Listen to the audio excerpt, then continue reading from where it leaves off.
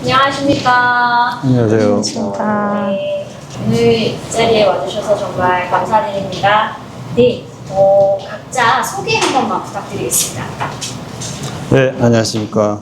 저는 중앙대학교에서 판소리를 가르치고 새로운 판소리를 만들고 있는 한승석입니다.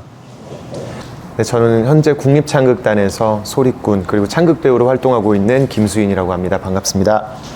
안녕하세요. 현재 국립창극단에서 창극 배우이자 소리꾼으로 활동하고 있는 김우정이라고 합니다. 네. 반갑습니다. 세 분의 인연이 좀 궁금합니다. 네. 제가 이제 중앙대학교 가르치고 있는데 이 친구들이 2014년도에 1학년으로 입학을 했어요. 판소리 전공으로. 네, 그때부터 판소리를 이제 가르침을 주고받는 스승과 제자가 됐고, 이제 친구들이 아주 소리 공부를 열심히 해서 훌륭하게 잘 성장을 해서 국립창극단이라는 단체, 또 학교 들어올 때도 동기였는데 창극단 들어가는 것도 같이 들어가게 됐어요. 그래서 같이 들어가서 활동을 열심히 하면서 지금은 여주인공, 남주인공으로 아주 활발하게 활동을 하고 있고, 또 제가 창작 활동을 많이 한다고 했는데 국립창극단에서 제가 이제 음악 감독을 맡아서 음악을 책임질 때 또 이 친구들하고 또 음악을 또 같이 하고, 그렇게 이제는 그냥 스승과 제자가 아니고 같이 활동하는 그런 동료가 됐습니다. 네, 국악 동료가. 네. 세 분이 또 불자시라는 얘기를 들었습니다. 그 사실을 언제 아시게 되셨을까요? 이제 제 어머님하고 제 누님께서 아주 독실한 불교 신자신데, 과거에 몇 년 전에 이제 되게 좀 뭔가 마음이 힘든 어떤 그런 어려운 시기가 있었는데, 그때 이제 누님으로부터 광명진언을 이렇게 쭉 좀 계속 외우면 마음이 편해질 거다라고 얘기를 해서 그때부터 이제 인연을 맺게 됐고요. 광명진을 외다가 이제 금강경 공부도 하게 되고 외게 되고, 그리고 제가 이제 국악을 하다 보니까 그 스님들의 그런 그 불경 외시는 그런 것들이 저는 음악으로 들리더라고요. 그래서 그런 이제 음악과 불경의 어떤 그런 국악적인 것들을 결합을 시키면서 이게 마음도 편해지지만 여기서 뭔가 좋은 또 음악 콘텐츠가 나올 수 있겠다라고 이제 그런 관점에서 저희는 불교를 좀 가까이 하고 있고요. 불교 신자는 언제 알게 되신 거예요? 원장 스님께서 회주 스님으로 계시는 용사라는 절에 이제 약식 공연을 했는데, 그때 우리 우정 씨가 반야화라는 그런 법명이 있는 거를 그때 처음 알게 됐어요. 그래서 이 친구도 또 광명진을 또 외고 우리 수인 씨는 어머님이 이제 광주광역시 판소리 인간문화재시인데 독실한 불교 신자세요. 네. 그리고 또 얘기하다 보니까 우리 조계사에 청년회 활동도 했다는 그런 얘기도 들었고, 그래서 알게 됐습니다. 우리 우장님께서 이렇게 반하와라는 너무 예쁜 법명을 갖고 계신데 언제쯤 얻게 되셨을까요? 약 6년 전쯤인 걸로 알고 있는데, 그때 이제 저희가 주기적으로 이제 해마다 그 산 공부라는 것을 이제 해요. 소리 공부를 하러 이제 산에 들어간다라는 건데, 전라남도 보성에 있는 봉갑사라는 절에 가서 이제 합숙을 하다가 삼천배를 해보는 것이 이제 그 마음 수행적으로나 뭐 좋다고 이제 말씀을 들었어서 그때 이제 시작을 했고 네, 성공을 해서 제가 반야화라는 본명을 그때 받았었습니다. 2번은 못할 것 같아요. 수인님께서는 자연스럽게 어머니 영향을 많이 받으셨겠어요? 네, 저는 이제 모태 신앙이 불교고 워낙에 이제 어머니를 넘어서 그 외할머니부터 이제 정말 독실하게 이제 불교 신자셔가지고 정말 모태 신앙으로 이제 자라왔어요. 그래서 정말 너무 자연스럽게 어렸을 때부터 불교가 제 옆에 있었고, 그러다 보니까 사실 뭐 마음을 먹고 내가 불교 신자가 되어야겠다라는 게 계기가 있었다기보다는 그냥 어렸을 때부터 자연스럽게 이렇게 불교랑 좀 친밀하게 지냈던 것 같습니다. 그 또 제자분들께서는 또 교수님을 만났을 때 첫인상이나 뭐 인상 깊었던 순간이 있었는지를 좀 여쭤봐야 될 것 같습니다. 우선 저 같은 경우는 이제 제가 고등학교 다닐 시절에 그 선생님께서 그 정재일 음악 감독님하고 이제 작업을 하셨던 자룡활쏘다라는 곡이 있었어요. 이제 그 곡이 이제 저희 청소년 소리꾼들 저희 지역에서도 그 소리꾼들 사이에서도 굉장히 많이 회자가 되고 되게 지금으로 말하면 되게 핫한 영상이었거든요. 이제 그래서 제가 이제 입학하기 전까지만 해도 선생님은 이제 저한테 되게 연예인 같으신 분이셨죠. 이제 영상으로만 배웠으니까. 이제 그래서 학교에 입학을 했는데, 많이 무서웠습니다, 사실. 지금도 그렇지만, 근데 선생님을 이제 만나 뵙고 제가 사실은 소리를 한번 안 하려고 했었던 순간이 있었어요. 이제 다른 길을 이제 찾으려고 했었던 순간이 있었는데 그때 이제 또 다시 소리길도 다잡게 해주셨던 분이 또 선생님이셔서 지금 제가 활동하고 또 지금 소리를 하고 있음에 가장 영향력이 많이 주신 분이 선생님이시지 않을까. 힘드실 뻔했다는 게 혹시 TV 출연을 하셨을까요? 아니요, TV가 아니고 전공을 바꾸려고 했었기 때문에 그때 선생님께서 엄청 안타깝게 생각을 하셨죠. 그래서 적나라하게 얘기해도 돼요. 저 알아서 걸렸을 거죠? 네, 그럼요. 얘기해주세요. 이게 편집이라는 좋은 도구가 있습니다. 아니에요, 선생님. 제가 조금 네네. 덧붙이면 이 친구가 재주가 많아요. 네, 그래서 어머님이 이제 국악인이셔서 어렸을 때부터 쭉 그 환경에서 자라다 보니까 가야금 악기도 잘하고요. 장단도 잘 치고 또 무용을 잘해요. 그래가지고 군대 갔다 오더니 아주 이제 무용 전공으로 나가겠다고 저기 과를 옮기겠다는 걸 판소리를 그만두고 그래서 제가 잡아다가 그때 나를 무서워가지고 실실 도망다녔. 진짜 도망 다녔어요. 뒤로 와가지고 막 이런 녀석아 하면서 이 아름답고 친한 녀석아 하면서 아무 소리 말고 소리 계속하라고. 네. 소리를 네가 계속해야 너한테 훨씬 더 많은 가능성이 열릴 텐데 지금 판단 잘못하면 너 인생이 힘들어지니까 하여튼 그렇게 해서 제가 오늘날의 김수희를 만났습니다. 네, 맞습니다. 진짜. 선생님 안 계셨으면은 진짜.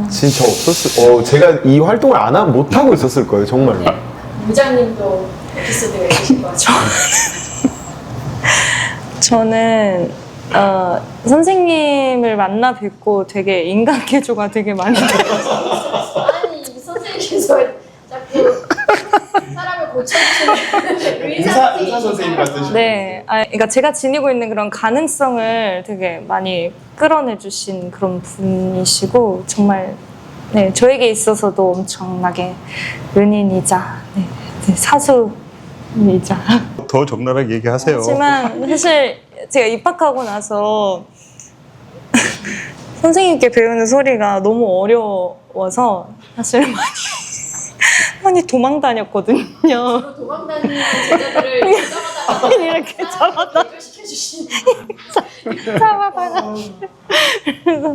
1, 2학년 때는 진짜로 도망 다니느라고 사실 솔직히 공부를 열심히 안 했어요. 네. 1학년 때는 너무 어렵고 다가가기 힘든데 이제 3학년, 4학년 되니까 이제 제가 좀 겉으로는 좀 무뚝뚝하고 험악해 보여도 속정이 있다는 걸 이제 아니까 그때부터 다가와서 이제 아주 열심히 공부를 하고 속을 차렸죠. 네. 철이 들어서 네. 열심히 소리 공부하고 소리도 많이 좋아지고 이렇게 천방지축인 것 같은데 또 속도 깊고 제가 많이 썼습니다. 감사합니다. 불신을 갖게 된 계기에 대해서 이제 또 말씀을 해주셨는데 그런 마음이 이제 국악 활동 지금 판소리 활동에도 어떤 영향이 있으셨는지 그런 게 좀 궁금합니다. 꼭 국악 활동에 국한된 게 아니고 이제 살다 보면 여러 가지 이제 삶의 굴곡이 있잖아요. 결국에 이제 마음의 문제인데 그 마음을 이제 다스리는데 그 부처님의 여러 말씀들이 제 마음을 이렇게 내려놓고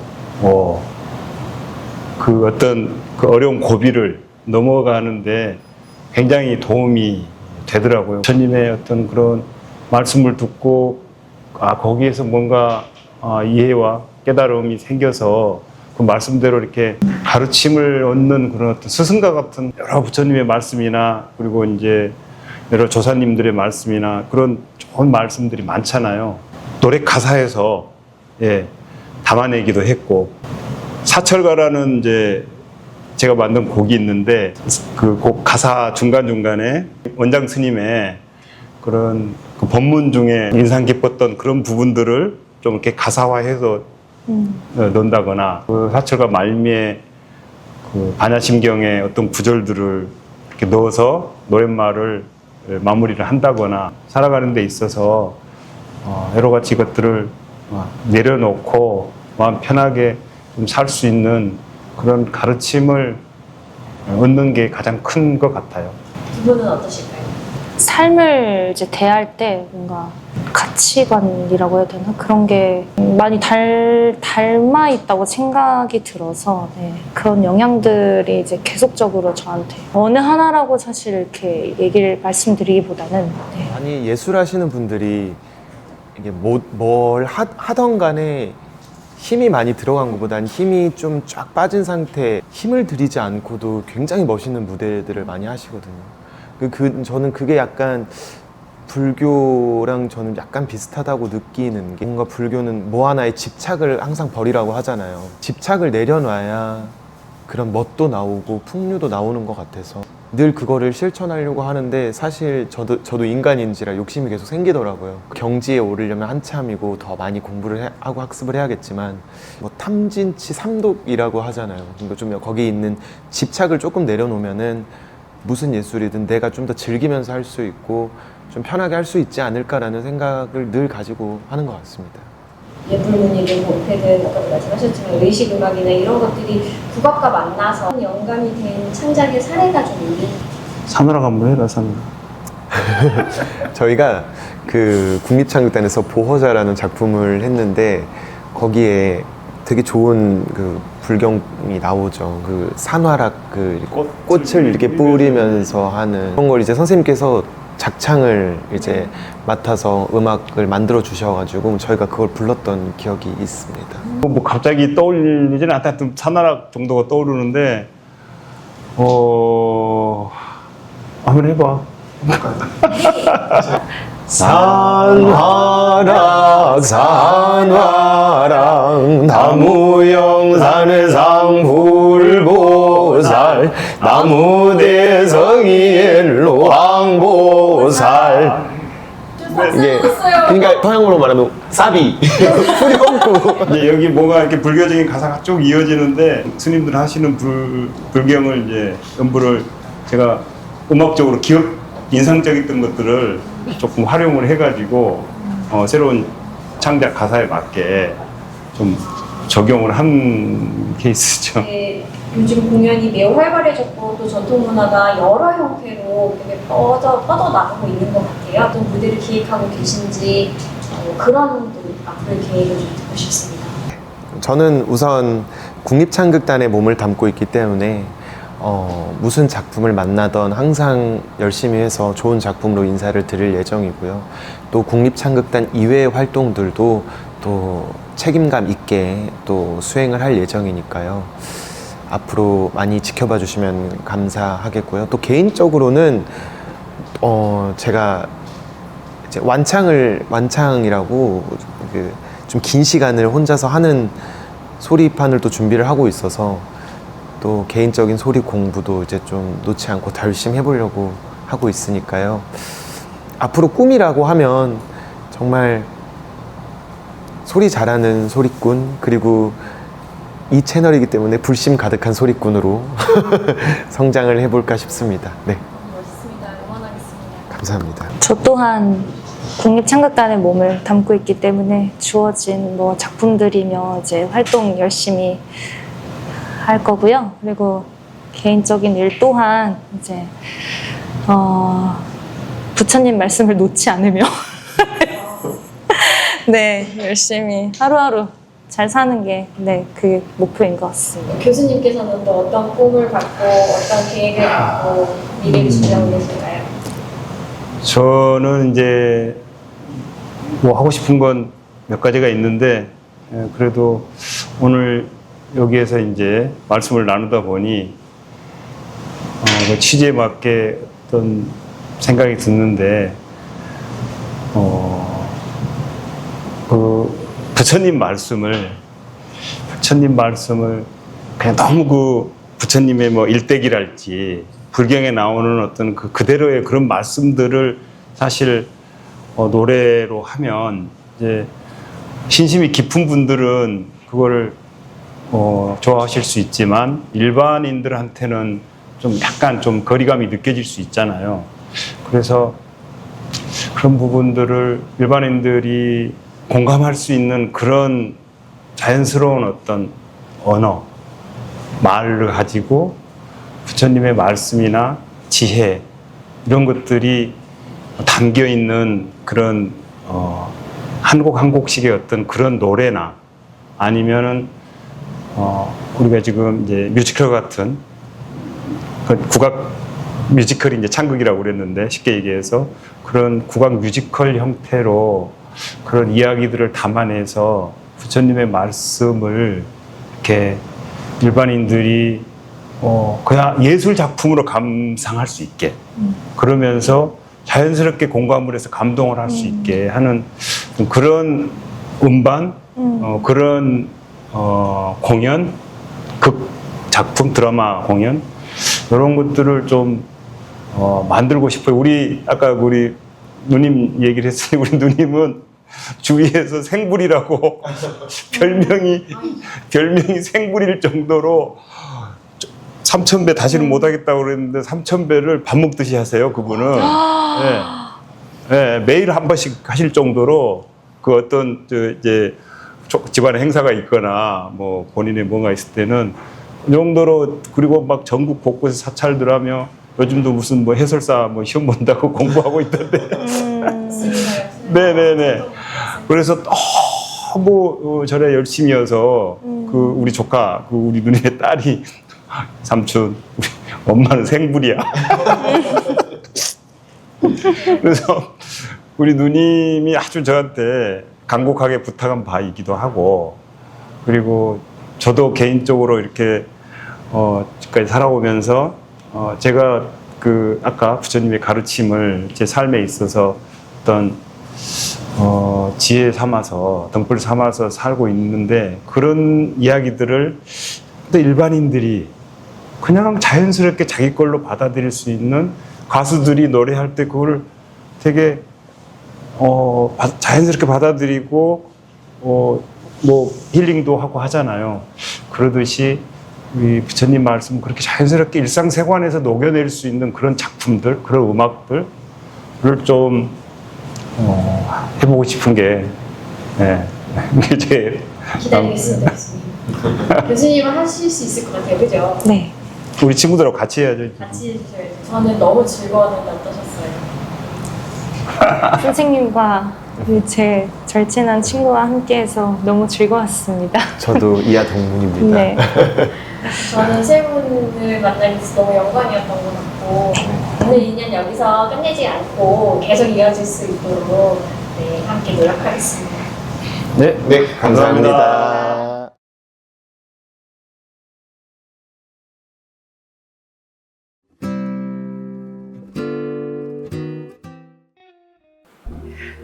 네, 안녕하세요, 여러분. 저는 재즈 보컬리스트 웅산입니다. 반갑습니다.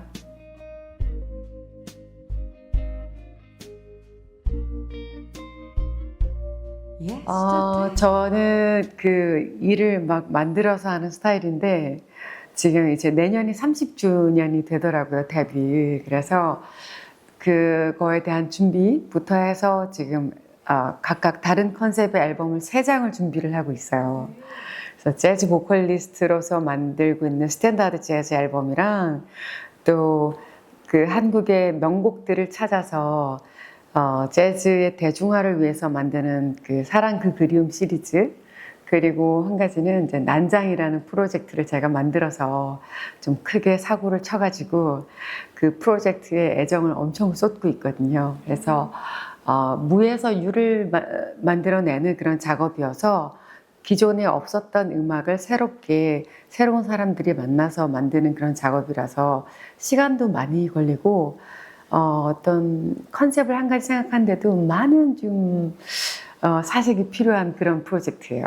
원래 난장이라고 하면은 뭐 헝클어져 있다, 뭐 이렇게 뭔가 망가뜨려져 있다라고 상상들을 하시는데 오히려 그 뜻을 어원을 찾아봤더니 뭔가 헝클어져 있는 것들을 다시 한번 난장이라는 파티를 통해서 정렬을 시켜주는 그런 의미가 또 있더라고요. 더 깊게 들어갔을 때는. 그래서 이건 사실은 제가 아주 옛날에 재즈를 처음 시작하던 무렵에 김덕수 선생님 께서 그 사물놀이 난장이라는 프로젝트를 하셨었는데 그때 굉장히 강력한 그 영감을 받았어요.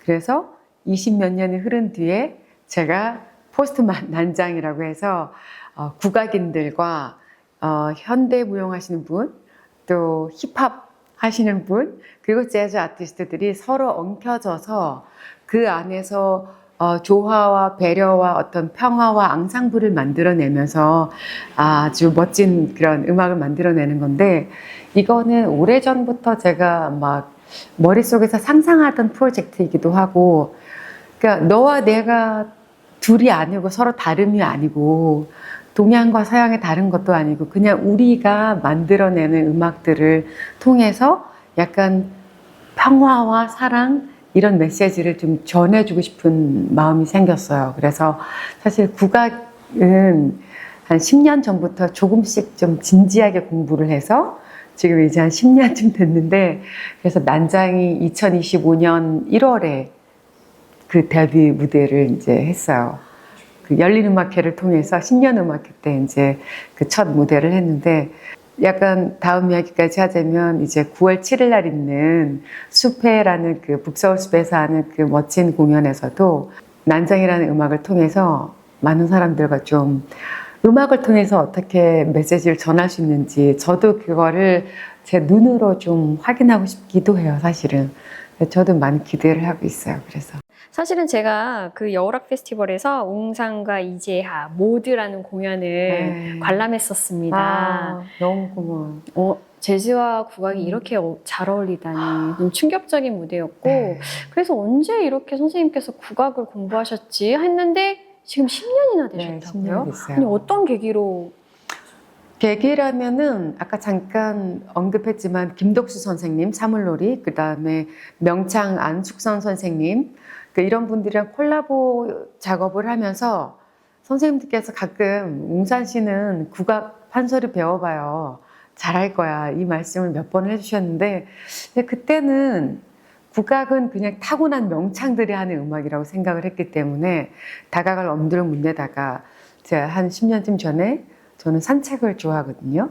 그러니까 매일처럼 한 8km, 10km를 걷는데 밤에 특히 그러니까 비가 오나 눈이 오나 그 음악을 들으면, 국악 음악을 이제 들으면서 산책을 한 거예요. 근데 안숙선 선생님의 시나위가 있어요.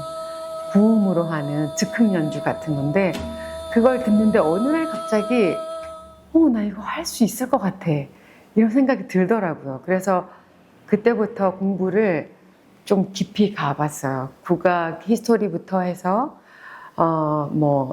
민요, 판소리, 정가 이런 음악들이 어떻게 다른지, 발성은 어떻게 달라지는지. 그래서 처음에는 판소리를 배우기 전에 하는 신재엽 선생이 만들었던 그 단가들 중에서 목 푸는 용으로 쓰는 것들 단가라고 하는데, 광대가라는 곡을 먼저 이제 처음 레퍼토리를 배우고, 그다음에 뭐 사랑가, 그다음에 적벽가, 쑥대머리, 뭐 이런 그런 다섯 그 마당에 있는 바탕에 있는 그런 눈대목 곡들을 다 이제 연습을 해가지고, 그래서 이게 사실은 써먹을 수 있는 기회는 많지 않았어요. 근데 몇 년 전부터 제가 해외에서 공연을 할 때 재즈의 이 국악이라는 발성을 접목을 시켜서 했더니 너무나 완벽한 거예요. 그러니까 퍼포먼스를 하고 있는 저도 요즘 분들 많이 말씀하시던데 국뽕, 국뽕이 차오른다 뭐 이런 말씀들 표현들 하시잖아요. 정말로 그렇더라고요. 나 뭔가 나 지금 한국 사람이에요. 한국에서 왔어요. 라고 이야기를 하지 않아도 이 음악, 이 발성 하나가 재즈랑 어우러졌을 때 그냥 그거 자체가 그냥 K-재즈가 되는 거예요. 그래서 무대에서 서서 그 공연을 하면 할수록 더 궁금해지고 더 좋아지더라고요. 그래서 제가 그 난정 프로젝트 이야기가 나오면 약간 흥분이 돼요. 그래서 말이 원래 되게 느린데 말도 빨라지고 막 이렇게 상기가 되면서 그래서 요는 뭐냐면 국악이라는 음악이 나이가 들어서 내가 좋아진 게 아니라 너무나 변화무쌍한 정말 재즈 같아요.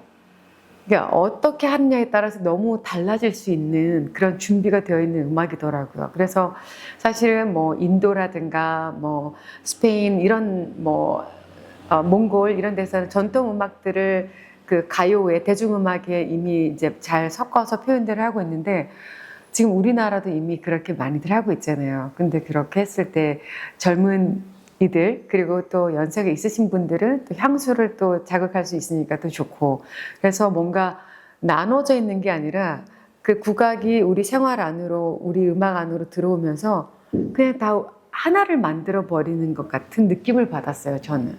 네, 그래서 요즘 그 국악을 만난 이후로 그냥 매일 재미있어요. 요즘에는 목 풀 때도 국악으로 풀어요. 세상에. 네.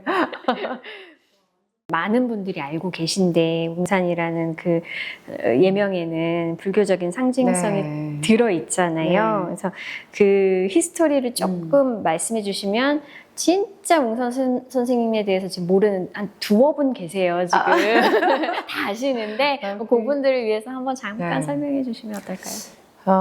이름의 역사를 이야기하기 전에 먼저 가족의 역사를 말씀드리자면 이제 집안은 이제 불교 집안이고요. 대대로 저희 아버님께서는 평생을 이제 수행자로 살아오신 분이시고 그래서 이제 부모님의 영향으로 어릴 때 절에 늘 가서 법회 때 가서 이제 절하고 절밥 먹고 오고 이제 그런 게 생활이었는데 그리고 뭐 저녁이 되면 반야심경을 우리 다 외웠었어야 됐거든요. 그래서 이제 가부좌를 틀고 앉아서 반야심경을 외거나 뭐 그런 시간들도 많이 있었고 그렇게 하다 보니까 우연하게 초등학교 때 국민학교 때죠. 뭐가 되고 싶니? 라는 그 질문에 나는 음악가가 되고 싶어요. 나는 스님이 되고 싶어요. 이렇게 두 가지를 써냈던 기억이 있는데 근데 굉장히 우연이라고 해야 되나. 제가 이제 고등학교 1학년 이제 2학년 가을쯤에 내가 여기 있어야 될 곳이 여기가 아닌 것 같은 거예요. 그래서 엄마 아빠한테 얘기도 안 하고 저는 훌쩍 떠났어요. 충북 단양에 있는 구인사로 떠나서 처음에는 이제 스님이 되겠다 이런 생각보다는 그냥 내 마음이 시키는 대로 나는 했어. 그냥 떠났어.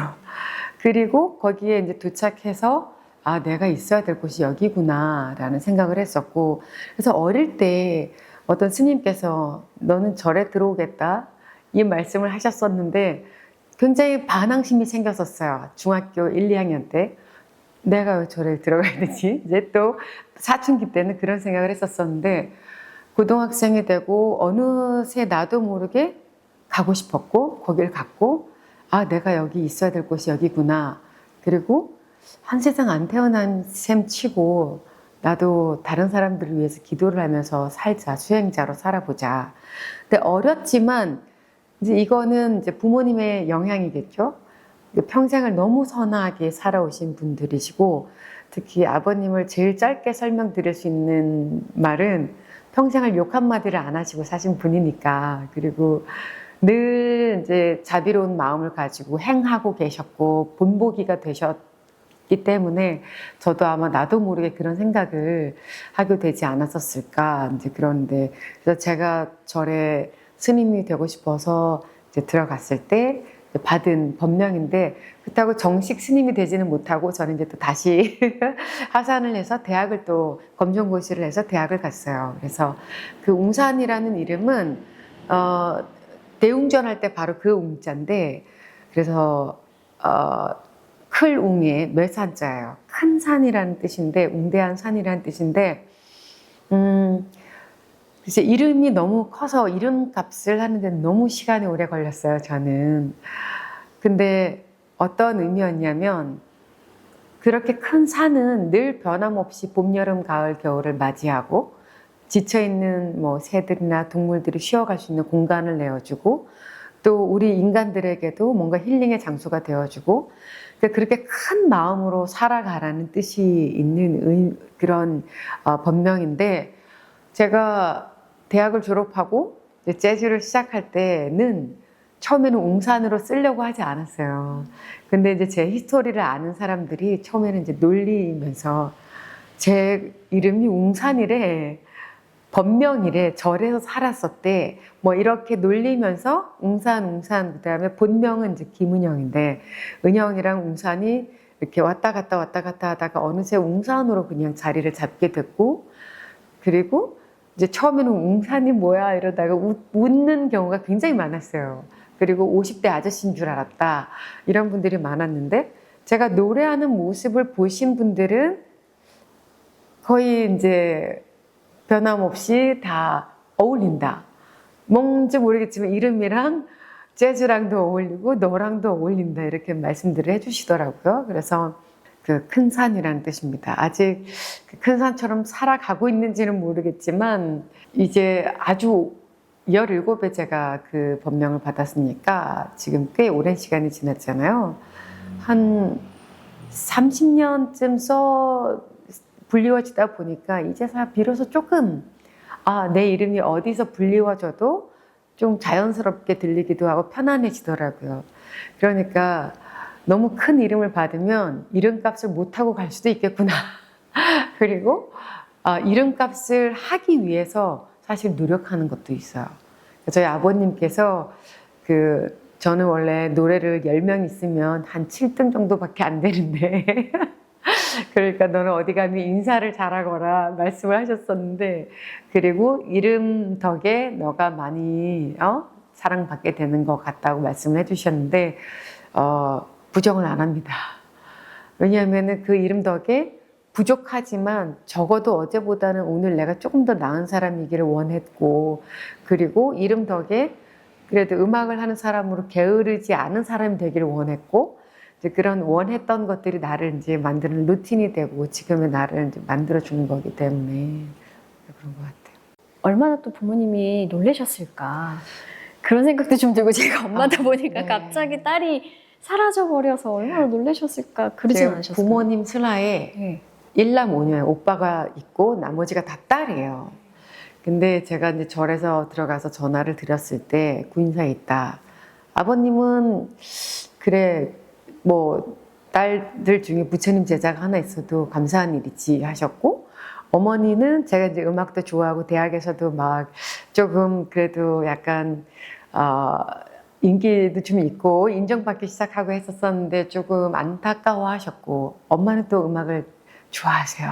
노래도 잘하시고 그랬는데 그래도 딸이 선택한 거니까 이제 그냥 그렇게 받아들이셨는데 오히려 제가 절에서 하산을 했을 때는 어머님은 좋아하시고 아버님은 조금 섭섭해 하시는 그래서 음악을 했을 때는 아버님께서는 좀 많이 걱정을 많이 하셨어요. 그냥 평범하게 직장에 들어가서 살았으면 좋겠는데 그 길이 얼마나 험한데 그렇게 하냐. 그리고 지금 한 30년 전에 재즈를 처음 시작할 때는 노래를 하고 돈을 벌어온다는 것 자체가 약간 페어하지 않다고 생각하셨어요. 아버님께서는. 너무 성실하게 살아오신 분이기 때문에 땀 흘려서 일을 해야지 그 돈이 값진 돈이라고 생각을 하셨기 때문에 근데 이제 제가 뭐 어떨 때는 새벽 4, 5시까지 연습을 하기도 하고 뭐 공부를 하고 있기도 하고 이제 하는 모습을 보시고 몇 년을 보시고 난 다음에는 인정을 하셨죠. 네.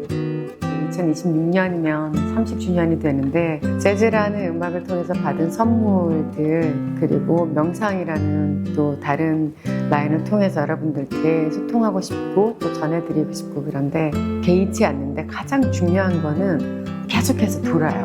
내가 더 몰입하고 싶고 집중하고 싶을 때는 그러니까 그 익숙한 곳을 안전하게 계속 걸으면서 내 걸음에 집중하고 내 생각에 집중을 하는 거예요. 날씨 따위가 감히 나를 지배하지 않게 하겠다. 약간 그런 전략적인 명상 혹은 운동.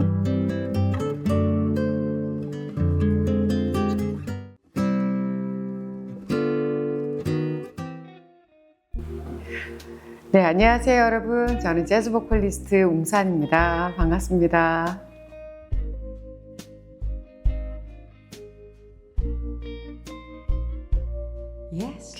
사실 선생님께서는 또 명상하는 가수, 명상하는 뮤지션으로도 알려져 계세요.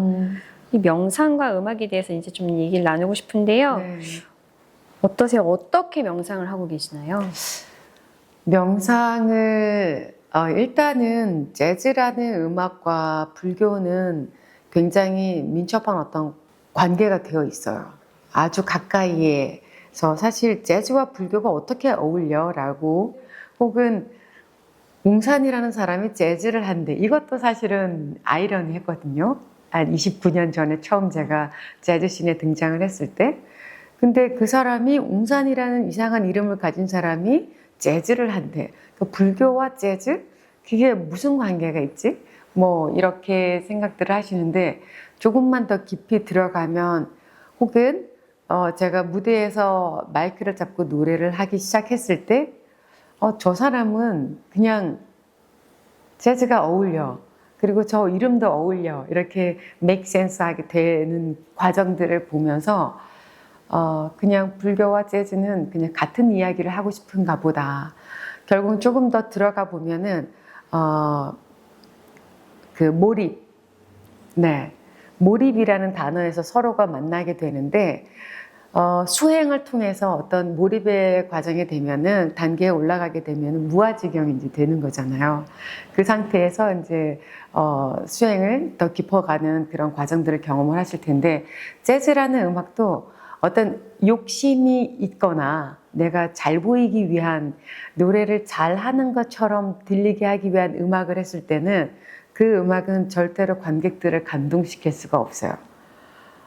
근데 정말로 내가 욕심 없이 하지만 그 제가 불교에서 터득한 약간의 집중 혹은 그 몰입하는 그 도구를 제 마인드셋을 그렇게 했을 때는 음악 안에서 굉장히 많은 작용을 하는 것들을 제가 느꼈거든요. 가령 어떤 노래를 할 때 저는 제 생활 안에서 제 생활은 그냥 좀 고요했으면 좋겠어요. 그래서 어쩌면은 제 생활 안에서 어떤 명상, 어떤 거를 실천하고 있냐고 물어보신다면 그냥 저는 고요하고 싶기 때문에 조금 은둔형 아티스트. 그래서 어디 이렇게 많은 곳에서 사람들을 만나는 거를 조금 좋아하지 않고 물론 이제 꼭 가야 되는 자리는 참석을 하지만 그 안에서 이미 내 마음은 어떤 평온, 평정을 가지고 있기 때문에 거기에서 음악 공부를 하고 새로운 곡을 접하고 뭐 이런 것들이 사실은 메디테이션을 가부좌를 틀고 하지 않아도 그 과정 자체가 어쩌면 좀 선명상의 한 일부가 아닐까. 그리고 곡을 쓸 때도 사실은 많이 다르지 않아요. 저는 이제 수행을 2년 가깝게 절에서 이제 해봤었기 때문에 그때 또 경험했던 것도 있거든요. 가부좌를 틀고 앉아서 관음정진을 할 때 어느 순간이 되면은 내가 관세음 보살을 외고 있는 게 아니라 어떤 다른 언어를 하고 있게 되는 나를 발견했는데 그래서 처음에 이게 너무 신기해서 그러니까 무아지경에서 저를 발견한 건데 너무 신기해서 그냥 입이 빌려준 거야. 나는 이걸 의도하지 않았는데 전혀 뭔가 천상의 소리 같기도 하고 막 이런 소리가 나는데 너무 신기해서 이게 뭐지 하고 사심이 생겨서 궁금해하는 순간 딱 끊겨버리더라고요. 그래서 다시 그 몰입의 과정, 그 경계까지 가는데 또 몇 달의 시간이 걸리더라고요. 그러니까 결국은 수행에서도 욕심이 들어가면은 안 되는 거예요. 그리고 음악을 만들 때도 가령 내가 히트곡을 써보겠어.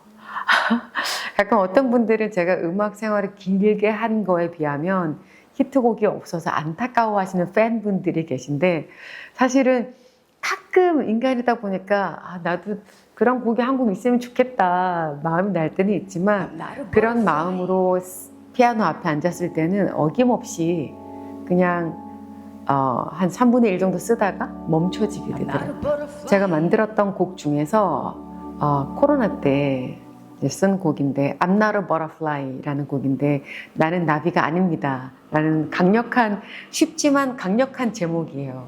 그래서 이 곡은 제가 뉴욕에서 활동하셨던 그 미디어 아티스트 분과 이야기를 하다가 굉장히 강력하게 영감을 받아서 그분의 이야기를 노래 가사로 쓰고 해서 이제 제가 멜로디를 붙여야 되는 과정이 보통은 뭐 한 1년 정도면 그래도 좀 쓰여지는데 한 2년 정도가 걸렸어요.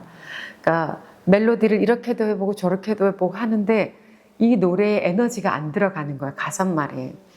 그래서 굉장히 많은 고민을 하다 보면은 그냥 영감이라는 건 어떤 사람들은 어느 날 갑자기 뽕 하고 짠 나타난다고 하시는데 사실은 그게 아니라 많은 고민을 하던 과정에 어느 날 갑자기 짠 하고 나타나는 거지 그 고민 없이 그냥 가만히 있는데 나타나는 경우는 별로 없는 것 같아요.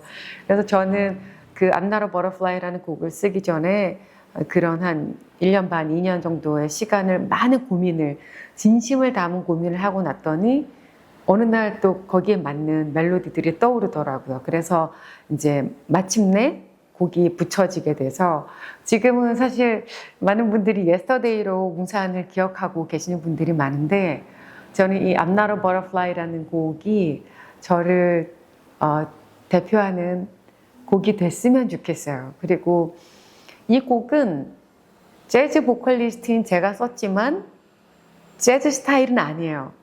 막 그 오페라처럼 노래를 하기도 하고 락커처럼 헤비메탈처럼 막 샤우팅을 하기도 하고 굉장히 강력한 에너지를 내뿜는데 저는 이 노래 가사말이 그런 거거든요. 당신이 나에게 나비야라고 부르면 내가 날개짓을 하고 날아가서 당신의 어깨에 앉아줄 거라고 생각하십니까? 아니요. 나는 당신이 생각하는 나비가 아닙니다. 나는 살아있고 나는 깨어있고 나는 당신이 생각하는 모든 것들로부터 자유로워질 겁니다 라는 내용의 가사말인데 이거를 노래로 표현하고 있을 때 저는 무아지경을 느껴요.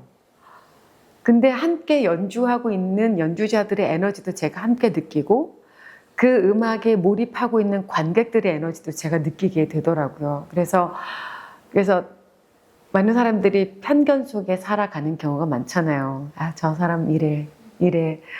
알지도 못하면서 그 사람을 무시해버리는 그런 상황들이 많은데 그래서 모든 사람들이 그런 상황을 다 깨버리고 자신 스스로가 얼마나 멋진 사람인지를 좀 잠시라도 느끼게 되는, 깨닫게 되는 시간이 됐으면 좋겠다 하는 굉장히 지극한 마음으로 그 노래를 단어 하나하나를 이렇게 표현들을 하니까 그거는 제가 그 노래를 부를 때는 늘 감사하고 막 저 너무 행복해요. 그러니까 Yesterday를 부를 때도 물론 저는 행복하지만 이게 내가 세상에 태어나서 이런 메시지를 세상 사람들에게 좀 주고 싶었나 보다. 그래서 대표곡이 Yesterday라는 곡은 약간 치유와 뭐 편안함을 주는 선물하는 곡이라면 I'm Not a Butterfly라는 곡은 뭔가 힘을 주고 뭔가 다시 해낼 수 있는 용기를 드리는 그런 곡인 것 같아서 그런 곡이 쓰여지기까지 많은 생각을 하고 고민을 하고 그렇게 하다가 욕심이 들어가는 게 아니라 정말 진심이 들어갔을 때 그래서 아까도 얘기했지만 약간 그런 과정들 자체가 저에게는 선명상 그리고 명상을 통해서 음악과 어떻게 만나지는지를 보여주는 일례가 아닐까. 가장 내가 지금 하는 이 음악적인 행위, 음악적인 어떤 그 과정 속에서 이건 진짜 수행과 내가 했던 수행과 너무 닮아 있다라고 하는 부분이 있으실까요? 예를 들면은 가사말에서 늘 주고 싶어 해요. 그리고 감사해하고 그리고 좋아질 거야. 그러니까 제가 처음으로 썼던 곡이 콜미라는 곡이 있어요.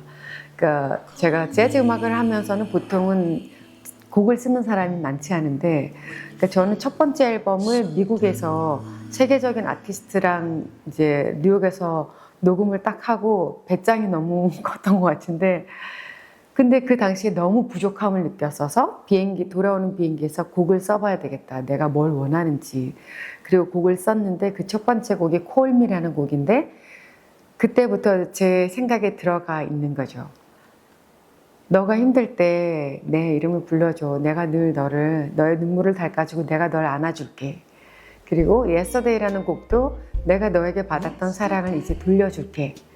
그리고 Tomorrow라는 곡도 우리 지금 이렇게 흐린 하늘 아래 있지만 그 곡은 일본에서 그 쓰나미가 왔을 때 그때 공연을 앞두고 있었었는데 그때 너무 마음이 아파서 그들에게 어떻게 하면 그 희망과 위로를 전해줄 수 있을까 하고 만들었던 곡이 투마로우라는 곡인데, 그래서 이제 다 밝은 햇살이 다시 비칠 거고 걱정하지 마, 이런 가사가 쓰여지게 되더라고요. 그러니까 결국은 나는 이 마음속 깊은 곳에는 이미 부처님의 자비로운 마음을 가사로 혹은 내 말 한마디로 이렇게 실천을 하고 있었던 것 같아요. 그러면 앞으로 이제 좀 계획이 좀 궁금한데요. 이게 이제 음악과 네. 명상, 불교 세계관, 이게 지금 다 맞닿아 계신 거잖아요. 네, 홍사 맞아요. 선생님 내면에는. 네. 그러면 이걸 이제 어떤 방식으로 어떻게 음악 작업이랑 연결해 가실 건지 조금 계획이 있으시다고 들었는데. 글쎄요. 일단은 제 음악은 어떤 누구와 만나도 결국은 아마 사랑이라는 그 메시지를 가장 주고 싶어 할 거고, 평화라는 메시지, 뭐 배려, 이런 메시지, 재즈 정신 안에 들어있는 혹은 불교와 닮아있는 그 메시지들을 전하는 작업들을 계속하게 될 건데, 앞으로 해야 될 작업은 많은 종류의 작업들이 저를 기다리고 있는데, 그 중에는 네, 약간 더 물론 재즈 뮤지션으로 또 송라이터로서, 그다음에 한 가지는 저의 이제 이 내면에 있는 음악을 확장시키기 위해서는 명상 음악에도 지금 많은 관심을 가지고 있어요. 그래서 선명상이라는 그 화두를 두고 거기에는 어떤 음악들을 어떻게 풀어내면은 명상과 음악이 서로 다른 이야기가 아니라 우리가 이렇게 같이 이어져 있구나라는 메시지를 저는 주고 싶거든요. 근데 그 도구로서 음악을 활용하고 싶은 거죠. 그래서 이거는 아직 시도해보지 않았기 때문에 그냥 제 머릿속에 혹은 상상 속에만 계속 이렇게 그려지고 있는데, 아마 이것들이 조금씩 실현되게 되지 않을까. 그래서 얼마 전에 했던 여우락 페스티벌에서 국악기를 만나서 저의 새로운 그 내면에 있는 깊은 곳에 있는 그런 뭐랄까 철학적인 요소들까지 끄집어내 주더라고요. 어떤 소리로 공간을 울리고 싶어 하는가, 어떤 소리를 전하고 싶어 하는가, 그걸 하면서도 제 스스로도 굉장히 많이 놀래고 했었었는데, 그러니까 영감을 지금은 많이 꽉 채워놓은 상태이기 때문에 이걸 잘 풀어내는 일들만 좀 남아있을 것 같아요. 인도의 그런 뭐 라가 음악들이 명상 음악에 쓰여지고, 몽골의 그런 흠이라든가 이런 그런 또 악기들, 또 명상 음악들이 쓰여지고 하는데, 우리는 우리의 소리를 가지고 혹은 약간 재즈적인 그런 음악적 요소를 가미를 하고, 또 국악기 중에도 너무너무 그 선과 함께 명상과 함께 어우러질 수 있는 악기들이 많거든요. 그래서 이거는 지금부터 풀어나가야 될 것 같은데, 우리들만의 이제 그 소리가 되겠죠. 근데 아마 지금도 어딘가에서는 그런 명상 음악을 시도하시는 분들이 많아요. 근데 이제 실제로 저처럼 이제 재즈 아티스트면서 국악을 이렇게 접목해서 또 명상에 관심이 있고 불교에 관심이 있고 이런 네 가지의 요소를 다 가지고 있는 사람은 좀 드물지 않을까. 그런 면에서는 어쩌면은 조금 더 새롭게 조금 더 깊이 있는 음악들을 우리가 좀 고민해보고 찾아볼 수 있겠다라는 생각을 하게 돼요. 어떤 선 명상에서 단순한 어떤 예를 들면 자유라는 화두가 주어졌을 때 그 자유라는 것들을 음악으로 어떻게 표현해서 그 명상을 하시는 분들의 마음의 문을 열어줄 수 있을지, 그거는 많은 시도가 하다 보면은 아마 되지 않을까. 저는 음악을 배우고 있는 제자들한테도 가능성의 문을 열어주는 걸 좋아하거든요. 그래서 커리큘럼이 저는 다 경험하게 해요. 시를 낭송하는 것도 경험하게 하고, 판소리도 경험하게 하고, 뮤지컬의 노래도 경험하게 하고, 대사도 경험하게 하고, 그래서 그 문을 다 열어주고, 가고 싶은 길로 너희들이 이제 더 깊게 찾아가 봐. 이렇게 하는 수업 방식을 하는데, 본인들이 몰랐던 본인들을 찾아내는 거거든요. 교수님, 저는 제가 이런 시를 읽는 걸 좋아하는지 몰랐어요. 교수님, 제가 판소리를 이렇게 할 수 있는 사람인지 몰랐어요. 그러니까 몰랐던 자신을 발견하는, 그건 이제 음악인들의 이야기지만, 또 선을 추구하는 우리 그 불자들 혹은 명상을 좋아하시는 분들에게는 또 다른 마음의 문을 열 수 있는 분명히 조금 특별한 시간이 될 수 있을 거라고 저는 장담합니다. 믿어 의심치 않습니다, 선생님. 네, 요즘 하고 계신 선생님만의 명상 있으시다면? 역시 고요한 시간을 좀 많이 가져보려고 더 많은 노력을 하고, 더 많이 걸으려고 하고. 걷기 명상 주로 하시는군요. 네, 저는 너무 좋아요. 한 10년쯤 이제 됐는데, 아마 제가 특별한 운동을 안 하고 저의 정신 건강과 육체적인 건강을 책임져 주고 있는 건 걷기 명상이 아닐까. 그 걸음걸이 안에서 많은 영감들을 받았고, 많은 생각들을 정리했고 그랬습니다. 주로 걸으시는 선생님만의 그 나를 나이게 하는, 나를 가장 고요하게 만드는 그런 공간이 있으실까요? 어디서 걸으세요? 사실은 그거에 대한 거는 개의치 않는데, 가장 중요한 거는 저는 사실은 멀리 걷는 것보다 안전한 곳을 계속해서 돌아요. 거기엔 특별한 이유를 굳이 찾아보자면, 내가 더 몰입하고 싶고 집중하고 싶을 때는 낯선 길에서 내가 다른 생각에 마음을 뺏기는 게 싫은 거야. 그러니까 그 익숙한 곳을 안전하게 계속 걸으면서 내 걸음에 집중하고 내 생각에 집중을 하는 거예요. 그래서 사실 저는 비가 오나 눈이 오나 그 동네를 걷고 있는 사람이에요. 겨울이면은 추위가 날씨가 나를 지배하지 않게 하기 위해서 어마어마하게 무장을 하고, 또 비가 와도 비가 내 생각을 멈추지 않게 하기 위해서 우비도 입고 우산도 쓰고 뭐 이렇게 한다거나 뭐 그렇게 하는 편이에요. 그러니까 내 생각을 날씨 따위가 감히 나를 지배하지 않게 하겠다. 약간 그런 전략적인 명상 혹은 운동. 네. 네, 마지막으로 저희 조계종 유튜브 채널 시청자분들께 해주시고 싶은 말씀 있으실까요?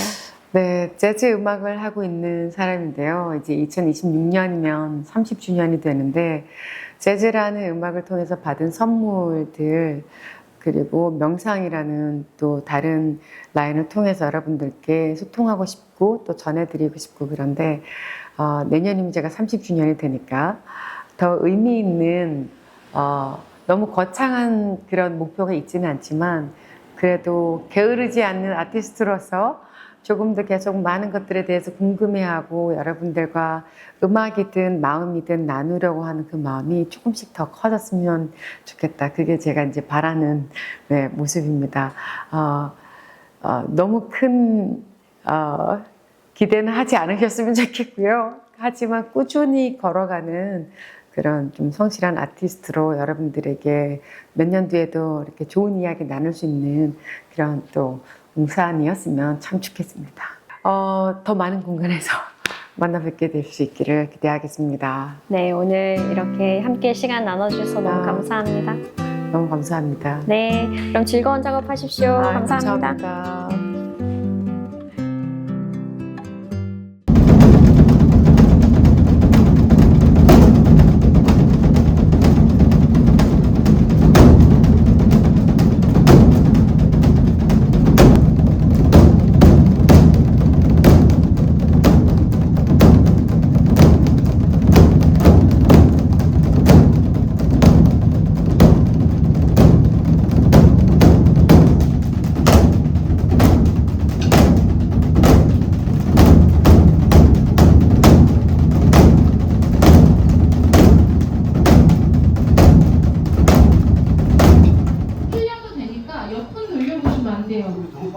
네, 끌려가시면 안 된다고 아까 페이스 유지해줘야 되죠?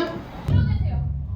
하나, 하고 밀어내야 되는데 하나, 둘, 천천히 오게 되잖아요. 그러니까 하나, 둘, 셋, 넷. 이거 하나, 둘, 셋, 밀어내면 안 돼요. 하나, 둘, 셋. 감독님 안녕하세요. 네, 안녕하세요. 네, 이 법고와 인연을 맺게 된 특별한 계기가 있으실까요? 전통부, 죄송합니다. 전통부과 인연을 맺게 된 특별한 계기가 있으실까요? 제가 20대 때 어느 사찰에 찾아간 적이 있습니다.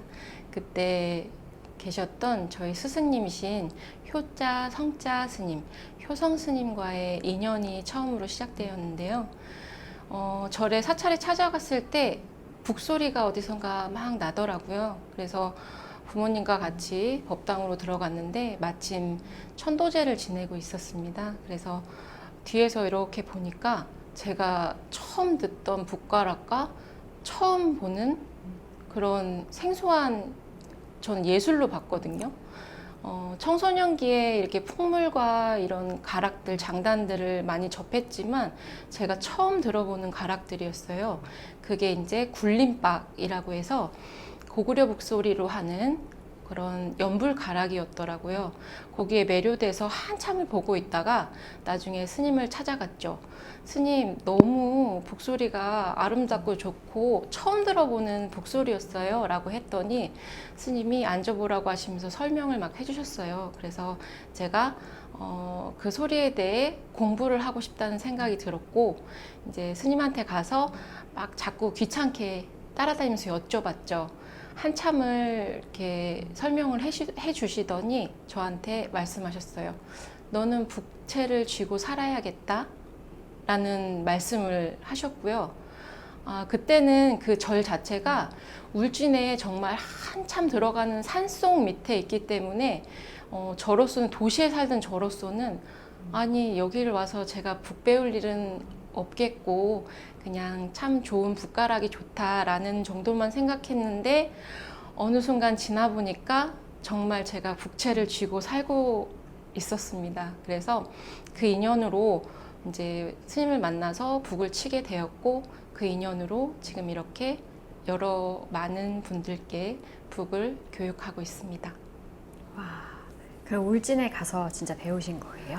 네, 울진에 갔을 네. 때 저는 태어났을 때부터 아파트에 살았거든요. 네.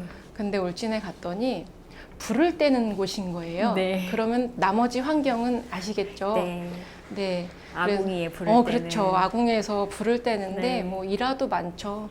그 아궁이에 불을 안 떼본 상태에서 스님이 가서 불을 좀 떼거라 했을 때 네. 거기 가면 초가 있어. 저는 초를 넣고 태우는지를 모르고 가서 집게에 딱 집어서 계속 그걸 녹이고 있던 거예요.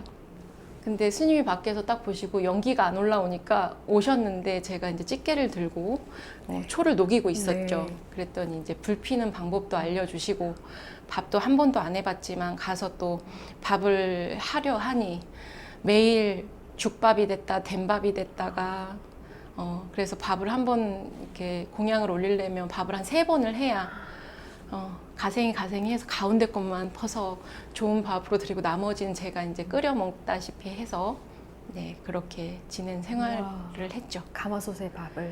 가마솥밥은 아니고요. 아니에요. 다행이네요. 네, 밥은 이제 압력밥솥이었는데 그게 얼마나 무서웠는지 모릅니다. 얼마나 칙칙대는지 아주 무서웠답니다. 아, 네. 너무 재밌는 특별한 이야기를 해주셨네요. 네. 그럼 아까 말씀하신 대로 그렇게 인연이 되셔서 20여 년 동안 지금 전통북을 교육하시고 네. 또 공연도 엄청 많이 하시는 걸로 알고 있어요. 연출뿐만이 아니라. 그런데 지금까지 가장 기억에 남는 무대나 그런 순간이 있었다면 언제실까요? 저는 그 공연 무대 위의 기억보다는 굳이 꼽자면 그 과정을 꼽고 싶습니다. 공연자로서 정말 공연은 상당히 많이 해왔거든요. 뭐 국내외 할 것 없이 뭐 사찰에서나 일반 공연이나 해외나 이렇게 많이 했었는데 매 공연마다 생생하게 기억은 남아 있고요. 근데 꼭 뭘 하나로 꼽기엔 어렵지만 제가 지금 일반 사람들, 일반 취미인분들을 모시고 교육도 하고 있고 사실 전공인이 아니었을 때는 참 힘든 과정이거든요. 그렇게 같이 무언가를 해나가기 위해서 노력하는 그 과정이 저는 무대보다 그 과정들이 그래서 무대에 딱 올라갔을 때 그 매 순간이 그 과정이 더 감사하더라고요. 요번에도 이제 공연을 하려고 준비하고 있는데 여기에 숫자로 말씀드릴까요? 71,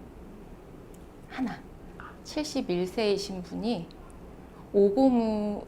오고무라고 이렇게 북을 5개를 놓고 쉽게 우리가 이해할 수 있는 건 이렇게 허리 뒤집어서 치는 북 있잖아요. 거기에 이제 요번에 도전을 하세요. 여기에 도전을 하시는데 사실 저희가 20대 때 물건을 떨어뜨렸을 때 잡았을 때와 30대 때 다르고 40대 때 다르고 계단 올라가는 느낌도 다르잖아요. 71 그 연세에 오고무를 한다? 아마도 아무도 도전하기도 힘들겠지만 상상하지 못하는 일을 지금 견뎌내고 준비하고 계시거든요. 그분이 무대에 오르는 자체만으로도 저는 그 무대가 최고일 것 같고요. 어린 제자들도 그렇게 쉽지는 않은 대극장 무대인 만큼 한 여인이 그런 일생에 꽃 피우는 그분의 무대는 정말 큰 감동이 될 것 같고 오랫도록 본인도 여러분에게도 큰 특별한 순간일 것 같습니다. 이번 무대를 가장 기대하고 계시군요. 아, 한마디로. 네. 그렇죠. 네. 근데 제가 알기로는 정말 그게 감독님한테는 특별한 특별한 무대는 과정이 아니었을 수 있지만 다른 사람이 들었을 때 제가 깜짝 놀란 무대가 하나 있었는데 네. 저희가 이름만 대면 알 수 있는 그 비땡땡 네. 그 그룹의 슈퍼스타를 북치는 거를 알려주신 적이 있다고 들었습니다. 네. 어떻게 좋은 인연이 되어서 제가 이렇게 서울을 알리는 홍보였어요. 근데 그쪽에서 연락이 와서 그 북에 대한 우리나라의 이제 뭐 태권도, 뭐 무용 많은 부분들에 대해서 한국을 알리기 위한 K-팝처럼 만드는 홍보 영상이었는데요. 그 홍보에 그래도 도움이 될 수 있어서 너무 좋았습니다. 와, 그러셨군요. 제가 그 무대를 봤거든요, TV에서. 네. 너무 멋있어서 국뽕이 차올랐었던 무대였는데 거기에 또 참여를 하셨다니까 오늘 감독님 만나 뵌 게 더 영광스럽습니다. 제가 영광입니다. 정말 자랑스럽더라고요. 제가 뭐 조금이나마 보탬이 될 수 있어서 다행이긴 하지만 가서 정말 그 짧은 시간이지만 몇 초 안 되는 순간에 전 세계에 우리를 알릴 수 있는 그런 기회가 될 수 있어서 너무 저도 국뽕이 차오르고 감사했고요. 역시 프로는 프로다라는 생각이 들 정도로 그 짧은 시간에 그거를 다 표현을 해주시는 비땡땡 분들을 보고 와, 우리나라 최고다. 네. 그리고 또 하나는 그분들이 하시는 이제 영상과 찍는 과정을 봤잖아요. 유럽인이 아닌 동양인만이 갖고 있는 그런 걸 표현해내면서 사실 K-팝 뭐 춤이라든가 이런 게 들어가지만 그 선 자체는 동양인의 선, 한국인의 선, 그 선을 정확히 보여주면서 표현을 할 수 있다는 것에 정말 자부심이 있고 정말 열정이 가득하다는 거에 너무 감사를 드리고 왔습니다. 진짜 말씀하시는데 갑자기 그 장면이 떠오르면서 소름이 쫙 돋는 거예요. 네. 그 북소리도 생각나고 말씀하신 대로 몸짓이 정말 네. 아름다웠었거든요. 그런데 또 그뿐 아니라 이제 우리 조계종에서 선명상 운동을 하면서 또 작년 재작년에 비텐스라는 우리 불교만의 BTS가 있었잖아요. 네. 우리 그분들께도 또 그분들의 공연을 또 연출하셨다고 제가 들었습니다. 아, 네. 어떻게 하다 보니까 네. 양쪽 BTS 분들을 다 만나뵐 수 있는 영광적인 순간을 제가 또 표현을 해드릴 수 있었는데요.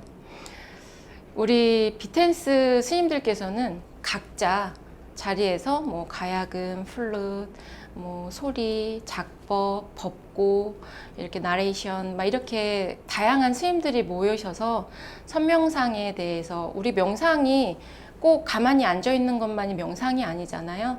그 소리로 인한 명상, 또 그 따뜻한 마음, 그런 하나가 되는 무대를 한번 연출을 해봤습니다. 그래서 광화문에서 3만 명이 모인 선명상 대회에서 제가 연출을 한번 맡은 적이 있습니다. 아, 그때 정말 멋있었다고 전에 들어서 제가 보지는 못했지만 영상으로 접했는데 네. 감독님께서 진짜 불교계를 위해 엄청난 일을 해주고 계신 느낌입니다.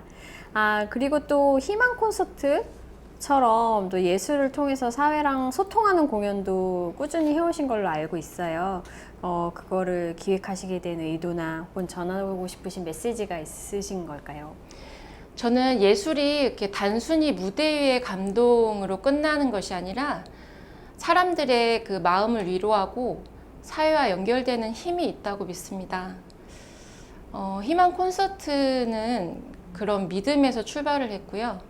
누군가는 공연장에서 잠시나마 삶의 무게를 내려놓고, 누군가는 북소리 장단 속에서 다시 일어설 용기를 얻고 이런 기회를 만들어주고 싶었고요.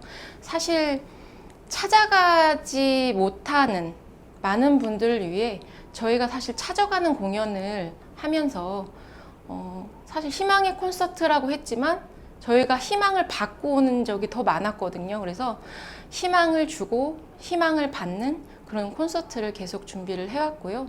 우리 사회는 아직도 많은 분들이 삶을 살면서 외롭고 지쳐 있잖아요. 그래서 저는 그 북을 통해서 그들에게 당신의 마음을 두드리는 소리가 여기 있다라는 메시지를 전하고 싶었습니다.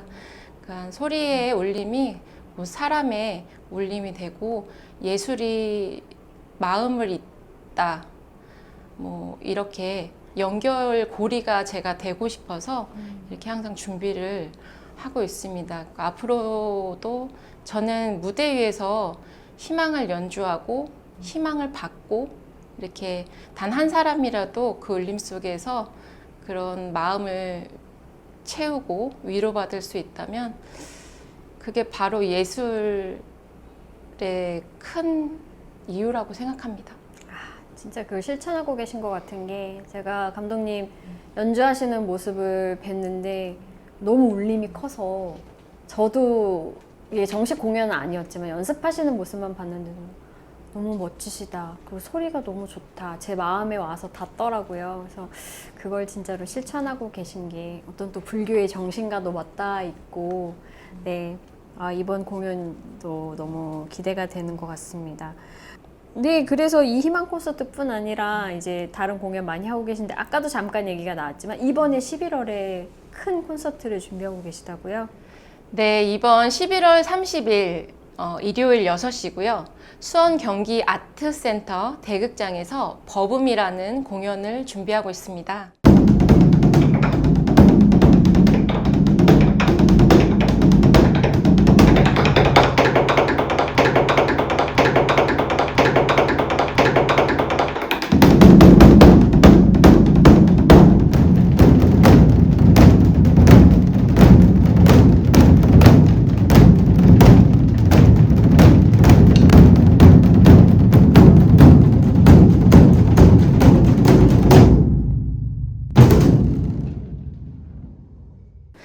이번 무대는 7개의 벚꽃, 7벚꽃가 세상 밖으로 나오는 아주 특별한 공연이 될 것 같습니다. 그동안 벚꽃 공연은 하나의 불을 가지고 스님들이 이렇게 연주자가 밀어치기, 뒤로 가시고 또 한 분이 치시고 밀어치고 또 한 분이 가시고 이렇게 했다면, 이번에는 7벚꽃가 동시에 울려지는 처음으로 선보이는 특별한 공연이 될 것 같습니다. 특히 한국불교 종단협의회에 소속된 여러 종단의 스님들이 한자리에 모여서 함께 북을 울리는 말 그대로 범불교적인 무대가 될 것 같습니다. 벚꽃은 단순히 소리를 내는 악기가 아니라 수행의 마음을 담는 울림이잖아요.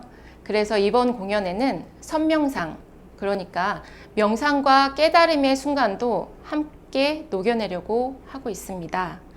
강렬한 북의 장단 속에도 마음이 고요해지고 그 여운 속에 스스로를 돌보게 되는 그런 공연이 되었으면 하고요. 단순히 보는 공연, 듣는 공연이 아니라 마음으로 함께 느끼는 울림의 자리가 될 것 같습니다. 아, 근데 여기서 이제 법고 공연 그리고 앞에서는 전통북 이야기를 했는데요. 이 법고랑 전통북이 뭐가 다를까요? 그리고 각각의 그 매력이 뭔지 좀 설명해 주실 수 있을까요? 많은 분들이 비슷하다고 느끼지만 사실 법고하고 전통북은 그 쓰임과 의미가 전혀 다릅니다. 법고는 사찰의 대북으로 단순한 악기가 아니라 불교 의식의 법을 알리는 상징적인 존재라고 보시면 되고요. 절에서 아침과 저녁으로 울려 퍼지는 벚꽃 소리를 통해서 중생의 마음을 깨우고 생명이 있는 모든 존재들에게 자비의 울림을 전하는 그런 의식에 가까운 북이고요. 그래서 벚꽃은 그 자체로가 수행이라고 보시면 될 것 같습니다. 반면 전통북은 공연과 음악을 위한 악기라고 생각하시면 될 것 같은데요. 북은 저희가 봤을 때 뭐 전통북, 뭐 따로 그런 개념이 아니라 총칭으로 생각하시면 될 것 같고요. 전통북에는 뭐 저희가 알고 있는 소고도 있고, 뭐 큰 대북도 있고, 농악에서 쓰는 북도 있고 풍을에서 쓰는 북도 있고, 이 모든 총칭을 장구까지도 북의 한 전통 북이라고 총칭을 할 수 있는데요. 이런 북을 장단과 표현을 해서 울림을 주는 많은 폭이 넓은 이런 것이 전통북이라고 할 수 있고, 인간의 감정과 에너지를 소리로 들려드릴 수 있고 그런 관계와 직접 소통할 수 있다는 점이 여기 전통북에 대한 매력이라고 할 수 있습니다. 저는 오랫동안 사찰에서 이렇게 들려오던 소리를 세상 밖으로 꺼내고 싶었습니다. 벚꽃의 깊은 울림은 대중 가까이에서도 듣고 느낄 수 있는 무대로 만들고 싶었고요. 사실 찾아가지 않으면 들을 수 없는 소리이기 때문에 이번에 큰 울림으로 많은 스님들께서 그 법음을 전하는 자리를 만들고 싶었고요. 또 그런 깨달음의 소리로 또 많은 분들이 그런 울림도 있지만 그런 위로를 받아가셨으면 하는 메시지를 담고 있고요. 그래서 이번 우리 공연에는 전통북의 예술성과 법고의 정신성이 함께 어우러집니다. 음악이 단순히 흥겨움에 머무르지 않고 마음을 울리는 법음이 되기를 바라는 마음으로 이번 무대를 만들어가고 있습니다.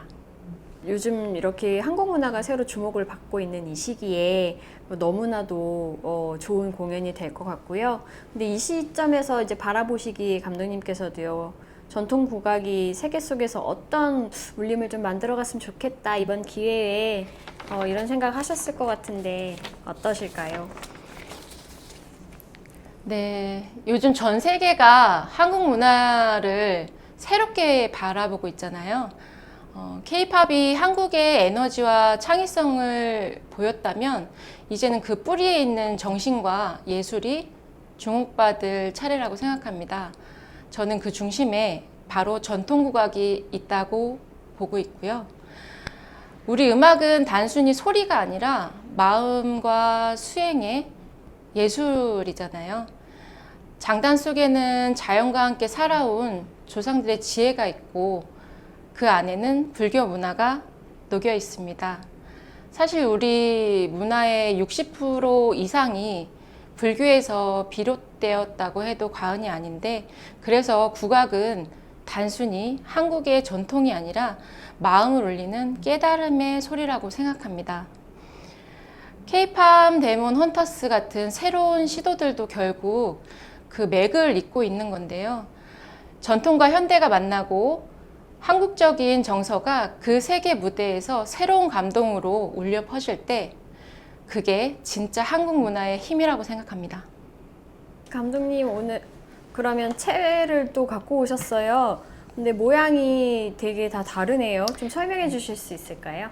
네, 정말 조상의 지혜, 옛날 분들은 어떻게 이런 걸 알으셨는지 모르겠어요. 요게 지금 북채인데 오른손으로 쥐는 북채고요. 휘어져 있죠. 요 나무 자체가 휘어진 게 아니라 요거는 물풀의 나무라고 해서 저희가 곡괭이나 삽이나 호미를 만들 때 쓰는 나무입니다. 요 나무는 지금 여기 보이시는 것처럼 결대로 이렇게 찢어지게 되어 있어요.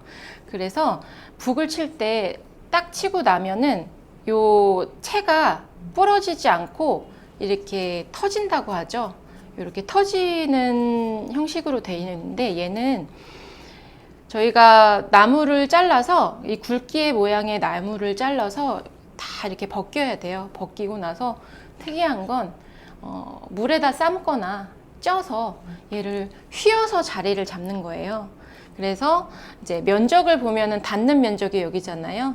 그래서 북이 가죽이기 때문에 북을 딱 쳤을 때 가죽 채찍질 하는 소리처럼 짝소리와 북의 울림, 통소리가 같이 들려서 둥소리가 같이 나서 엄청 큰 소리로 연주를 할 수 있는 그런 기법으로 만들어진 채로 되어 있고요. 옛날부터 스님들이 이렇게 만들어서 쳤기 때문에 참 지혜가 굉장하신 것 같아요. 요거는 그냥 일반 박달나무예요. 박달나무는 결대로 부러지기 때문에 사실 굉장히 날카롭게 깨질 수가 있어서 굉장히 위험하거든요. 그래서 요거는 이제 왼손으로 베이스 역할을 할 수 있는 북채로 쓰고 있습니다. 요거는 이제 대나무인데, 대나무도 역시 부러지진 않죠. 네, 요것도 큰 소리가 나면서 얘는 저희가 눈으로 보이진 않지만 탄성이 있어요. 그래서 딱 쳤을 때 북채가 북 안에 이렇게 쑥 들어갔다 나와요. 근데 이게 아주 느린 화면으로 한번 잡아봤더니 이게 휘어져요. 이렇게 확 휘어졌다가 다시 펴지는 그런 또 장점이 있더라고요. 그래서 이건 좀 다듬고 있는 과정이라 좀 길고요. 네, 이렇게 북채만으로도 다양한데 가락은 또 더 많이 다양합니다. 그래서 3분 북가락이라고 해서 저희는 사실 저희 민족은 세박이에요. 뭐 아리랑, 도라지 뭐 이렇게 세박으로 했던 가락이 있어요. 그래서 저희도 원래 태초에 처음에 시작했던 벚고의 가락은 세박으로 시작했어요. 그 다음에 이제 외국 문물이 들어오면서 어느 순간부터 내박으로 바뀌어서 연주되고 있다고 보시면 됩니다. 또 특징 중에 벚고는 하나는 채를 잡았을 때 왼손은 중간에서 조금 밑에를 잡아서 북 자체에 앞뒤가 닿게 연주를 하고 있고요. 오른손은 똑같이 잡고 이 면적을 이용해서 강박을 연주한다고 보시면 되고요. 그러면 11월에 대망의 공연을 마치시고 네. 또 근데 계획이라는 게 또 있으실 것 같아요. 앞으로의 계획이 뭐가 있으실까요? 지금 요번에 하는 공연이 벚고가 찾아오는 공연을 준비했잖아요. 사실은 저희가 벚고를 듣기 위해서 일부러 찾아가시는 분들도 많으세요. 벚고로 밖에 나와서 연주하는 이유는 사실 저희가 사물이 절에 있는데 크게 보자면 그 사물이 유네스코에는 등재가 되어 있지 않습니다. 그래서 혹시나 제가 부처님께 스님께 받은 이 북의 기능으로 여러 스님들을 도울 수 있다면 우리의 불교적인 사물도 유네스코에 등재될 수 있는 발판이 되지 않을까라는 생각을 가지고 있고요. 대중 속으로 나와야만 이 벚꽃가 불교인들이 아닌 많은 종교인들과 일반인들도 이 소리를 듣고 그런 가르침과 깨우침을 좀 전달해 드릴 수 있지 않을까, 또 알려야만 또 많은 분들이 힘을 합쳐서 큰 일에 동참을 할 수 있지 않을까 하는 바람으로 벚꽃 보존회를 만들고 있고요. 이번 벚꽃 보존회는 스님들이 주체가 되어서 저는 교육자로 나설 거고요. 스님들이 중심이 되어서 아마도 좋은 보존회가 되지 않을까 하는 기대를 하고 있습니다. 제가 교육을 하다 보니까 부산, 의령, 남해, 여수 이런 곳에서 스님들이 많이 올라오세요. 서울까지 오셔서 배운다는 열정도 있지만 제가 이제 여쭤보거든요. 스님, 혹시 교육을 하시면 북이 있으십니까? 연습할 수 있는 북이 있으십니까? 라고 여쭈어봤을 때 80% 이상이 북이 있습니다 라고 대답을 하시는 거예요. 통합을 해봤더니 북은 있는데 연주를 할 수 없다는 거죠. 아, 그냥 관상용이군요. 그렇죠. 방치가 되어 있더라는 겁니다. 그래서 그게 너무 안타깝고 마음이 아프더라고요. 강원을 가서 강원에 계셔도 고두소임을 보지 않는다면 북을 칠 기회는 없다는 사실을 알게 되었고요. 또 강원을 안 갈 수도 있고 다른 종파의 스님들은 더더욱이나 북을 칠 이 축생들을 위한 게 법문이 그 가르침 소리가 벚꽃인데 그걸 못하고 계시는 거예요. 제가 바람이 있다면 이 벚꽃 보존회를 통해서 북을 가지고 계시고 북을 올리고 싶으신 가르침을 북으로 전달하고 싶으신 스님들께는 모두에게 이 기회를 드리고 싶어서 스님들과 함께 준비 중입니다. 그래서 요번에 첫 선을 보이고 있고요. 잘 돼서 많은 사찰에서 그런 가르침의 소리를 올렸으면 좋겠습니다. 아무쪼록 무탈하게 이번 11월 30일 법음이라는 공연 무사히 마치시길 바라겠습니다. 네, 감사합니다. 감사합니다.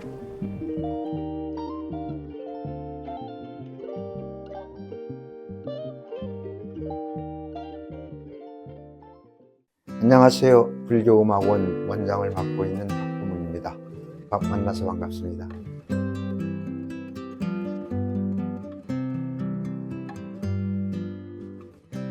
선생님께서 서양 음악을 시작하신 후에 그 다음에 또 국악에 관심을 가지고 PD로 국악을 시작하시고 그 다음에 자연스럽게 불교 음악으로 오셨다고 들었는데요. 그 특별한 인연이나 계기가 있으실까요?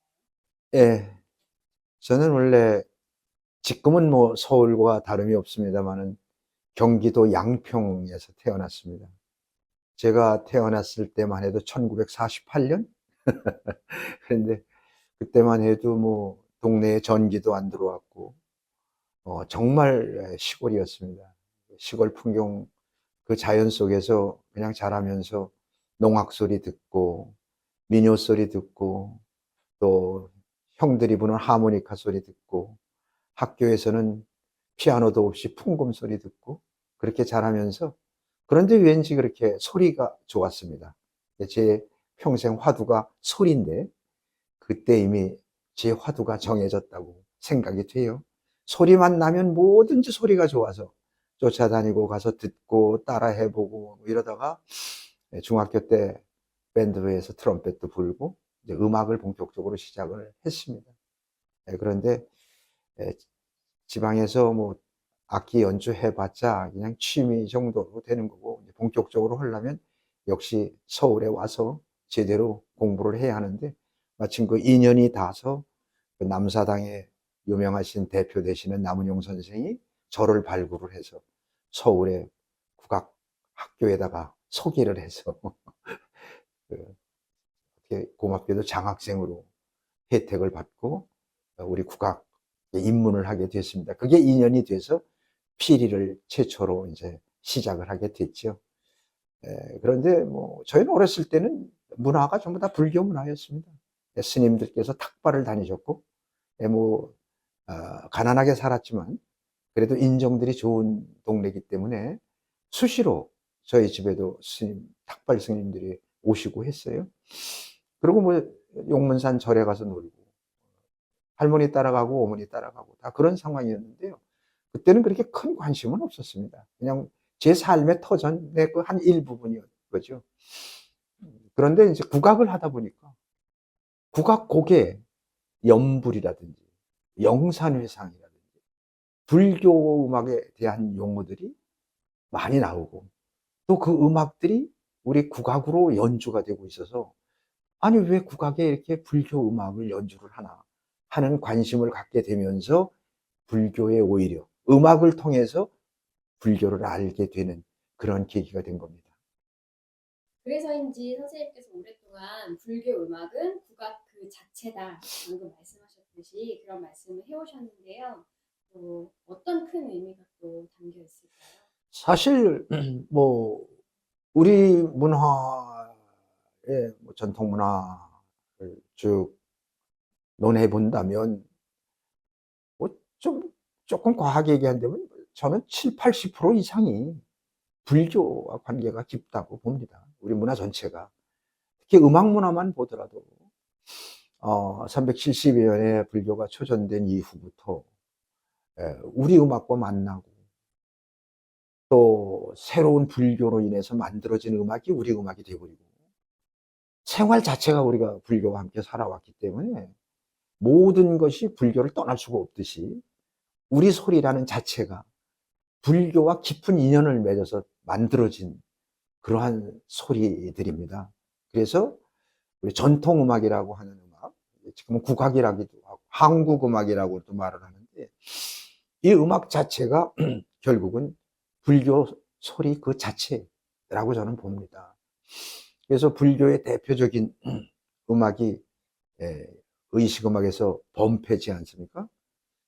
지금 국악계에서 3대 성악 중에서 첫 번째가 범패입니다.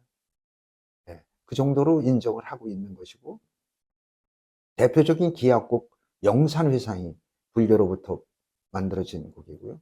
그 외에 뭐 가곡, 가사, 시조, 판소리까지도 불교 음악의 영향을 받아서 만들어졌다, 이렇게 말씀을 드릴 수가 있어요. 그러고 보면 뭐 여러분들 잘 아시다시피 김영림 선생이 부르는 회심곡이라든지 또 보렴, 탑돌이, 이런 재미난 민요들이 전부 다 불교 아닙니까? 그래서 본다면 지금 국악, 한국음악, 우리 전통음악은 불교 음악이다. 그렇게 본다면 불교 음악은 국악이다. 제가 이렇게 말씀드리는 이유가 거기에 있습니다. 선생님께서 진짜로 많은 삶을 살아오셨어요. 역할로 작곡가, 지휘자, 교육자, 행정가로 살아오셨는데, 지금 딱 떠오르는 한 순간이 있으시다면 기억에 남는 순간이 있으실까요? 60년 이상을 제가 먼저 말씀드렸지만 소리를 화두로 해서 우리 소리 찾고 우리 소리를 만들고 보존, 전승, 창작, 교육, 이런 면에 종사해 왔습니다. 그러니까 제일 그 바람직한 것은 우리 소리를 내가 찾아서 전승할 수 있고, 또 그 뿌리를 살려서 새로운 21세기에 새로운 우리의 소리를 만들어낸다라는 건 제가 아주 개인적으로 최고의 영광으로 생각을 하고 있는데, 그 소리 속에는 부처님의 가르침을 제가 소리로 담아서 전할 수 있다라는 이러한 불자로서의 행복을 느끼고 있습니다. 작곡가들은 다 작품을 쓰면서 행복을 느끼지만 저는 거기에 더 얹어서 부처님의 소리를 제가 만들어서 가르치심을 제가 만든 소리를 통해서 전할 수 있다는 이 행복은 아마 제가 최고로 느끼는 행복이 아닌가 생각합니다. 아, 선생님 진짜로 그 저희 또 불교 음악에 중요한 사건이 있었는데 동국대학교에 한국음악과가 생긴 게 굉장히 큰 의미가 있다고 생각하거든요. 그 설립은 어떤 의미가 또 있을까요? 사실 먼저 말씀드렸습니다만 불교가 우리 전통음악에 끼친 영향도 컸고 반대로 또 우리의 고대부터 내려왔던 우리의 삶의 소리, 삶의 음악을 불교가 포옹해줘서 또 새롭게 서로 만나서 발전을 해 내려왔습니다. 그런데 사실 우리 불교 쪽에서는 그 소중한 음악을 제대로 교육시킬 수 있는 그런 교육기관이 없었습니다. 그런데 지금으로부터 10년 전에 자승근 스님께서 그 중요성을 아시고 불교 음악원을 만들어 주셨고, 그래서 불교 음악원에 제가 원장을 맡게 되면서 너무너무 고맙고 너무너무 소중해서 이걸 어떻게 이 불교 음악원에서 이 꿈을 한번 실현해 볼 수 없을까 해서 노력을 했습니다만 한계가 있습니다. 그래서 합창 아카데미도 만들어 보고 교육 프로그램도 개발해서 해보고 직접 연주자들하고 전국을 순회하면서 강연도 해보고 연주회도 하고 많이 노력했습니다만은 교육에 대해서는 한계가 많이 있었습니다. 어려움이. 이건 종립학교, 우리 대학에서 해야 한다. 그 말씀도 드리고 또 그런 생각들을 함께 해주시고 해서 동국대학 서울 캠퍼스에 사실 그게 불교음악과입니다. 근데 우리가 불교음악을 전공하는 고등학교가 없고 국악은 있지만 아까 말씀드렸지만 그 국악이 불교음악이지만 불교음악과 그럴 수는 없지 않습니까? 그래서 한국음악과로 해서 캠퍼스 서울에 3년 전에 설립을 했습니다. 이제 한국음악 전공하는 학생들, 또 불교음악에 관심 두고 있는 사람, 또 뭐 작곡, 지휘, 성악, 노래, 판소리, 뭐 가야금, 검은고, 해야금 모든 종합적으로 다 교육을 시킬 수 있는 그런 조건이 갖춰져 있지 않습니까? 또 인류 인간문화재급의 선생님들을 다 모셔서 교수로 모시고 그래서 뭐 20, 30대 정도의 경쟁률을 지금 보이고 있고 우수한 학생들이 3년 만에 지금 최고 상위권의 대학으로 인정을 받고 있습니다. 그리고 이제 석사, 박사를 통합해서 석박 학위를 받을 수 있는 대학원에, 일반 대학원에 강의자도 개설을 하고 전공 개설을 했더니 한 학기에 40명, 30명 이렇게 몰려오고 있습니다. 그래서 지금 그 학생들이 이제 앞으로 자연스럽게 불교 음악을 전공하는 지도자가 될 수가 있는 지도자 육성에 큰 지금 공헌을 하고 있고 또 지금 희망을 갖고 있고 동국대학교에 계시는 많은 그 우리 관계자분들도 많은 박수를 보내주시고 있고 그 성원을 해주고 계십니다. 그래서 학교에서도 많은 지원을 해주시고 종단에서도 그렇게 해주시고 그래서 앞으로 희망이 있다고 생각을 합니다. 이제 저희가 사실 요즘에 이제 총무원에서 선명상 운동을 하고 있잖아요. 선명상 보급을 통해서 정말 일반인들도 쉽게 명상을 접하고 있는데 여기에 또 빠질 수 없는 게 명상 음악이라는 분야가 있거든요. 우리 불교 음악이 이 선명상의 어떻게 만나서 어떻게 길을 좀 열어줄 수 있어요? 사실 그 명상을 우리 불교에서 그걸 좀 더 관심을 많이 갖고 다른 종교에서도 명상을 합니다. 근데 이건 사실 우리 불교가 근본이거든요. 그래서 지금 선명상 운동을 하고 계시는데 굉장히 소중하다고 생각합니다. 여기에 이제 우리 음악이 어떻게 도움이 될 수 있는가? 지금 세계적으로 관심을 끌고 있는 명상 음악은 각 나라마다 굉장히 깊은 그 역사를 갖고 있고 또 음악적으로도 굉장히 그 독특함 또 그리고 많은 사람들한테 그 관심을 받고 있습니다. 우리도 있습니다. 우리 음악도 뭐 명상음악이라고 이름은 안 붙였지만 이 영산회상을 비롯해서 가곡가사 시조까지 모든 우리 전통음악은 명상음악으로 볼 수가 있습니다. 생각을 할 수가 있는데 이제 그런 전통음악을 그대로 연주하는 것보다는 그 분위기에 맞게끔 또 그 선에 맞게끔 그 어떤 그런 좀 더 연구를 해서 음악적으로 좀 더 아주 대중들이 몸으로 직접 느끼면서 명상을 하는데 큰 도움이 될 수 있도록 명상음악 장르를 더 개발할 필요가 있다고 생각하고 있고 지금 많은 시도를 하고 있고 하고 있습니다. 불교음악원에서도 음원 제작도 하고 또 그동안에 많은 시도를 했습니다. 봉은사를 중심으로 해서 선명상, 음악명상도 몇 번을 했습니다. 아주 반응이 좋습니다. 앞으로 계속해서 불교음악원에서도 하고 특히 우리 한국음악 작곡 전공하는 대학원생들이나 학부생들, 전공자들에게 명상음악 작곡에 대해서 강의도 해주고 또 우리가 그걸 방법을 함께 교수들하고 논의해서 작품을 쓰고 있고 그걸 시도하고 있습니다. 그래서 앞으로 아마 명상음악이 굉장히 더 관심을 갖고 많은 아마 연주나 이런 기회를 아마 가질 수 있다고 생각을 합니다. 진짜 또 말씀하신 대로 정말 올해부터 한국이 전 세계에 집중을 받고 있고요. 특히 뭐 K-팝은 한 10년, 20년 전부터 시작이 됐지만 국악도 또 그만큼 전통, 그러니까 음악 예술이 또 해외에서 주목을 많이 받고 있습니다. 그렇다면 우리 불교 음악은 앞으로 대중화와 세계화를 위해서 어떤 방향을 두어야 할지. 이제 사실은 이제 우리는 이제 아까도 말씀드렸지만 우리 전통음악 자체가 불교 음악이다라고 말씀드렸습니다. 근데 그 전통음악이 어떻게 보면 지금 우리 K-뮤직의 근본입니다. 그리고 지금 해외에 나가서 우리 전통음악을 연주를 하면 많은 외국인들이 관심을 갖습니다. K-음악의, K-뮤직의 근본이 무언가를 이 사람들이 관심을 갖고 저러한 역사를 가지고 있고 저러한 그 예술성이 높은 예술을 보유하고 있기 때문에 지금 시대에 맞는 저런 다른 새로운 뉴 K-뮤직이 나온 거로구나 라는 걸 사람들이 알게 됩니다. 우리 불교음악 역시 마찬가지입니다.